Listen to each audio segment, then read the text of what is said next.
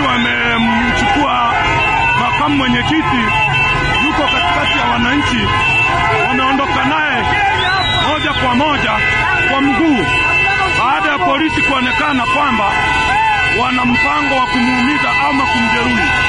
Kwa hiyo ni nani ya wananchi, watu ni wengi na wananchi wanaamua kuondoka naye wenyewe kwa mguu. Wananchi wanaamua kuondoka na makamu mwenyekiti wa chama aliyekuwa anaenda msibani kwa Raila Odinga na amepora passport na watu wa migration kwa nguvu. Kwa hiyo wananchi wameamua kuondoka naye kumsindikiza aweze kuondoka eneo lile, kwa sababu usalama wa eneo lile umekuwa mdogo. Kwa hiyo kama mnavyoona, hali ndivyo inavyoendelea hapa kwenye border ya Sirari One Stop Border Point. Wananchi wameamua kuondoka na Mheshimiwa John Heche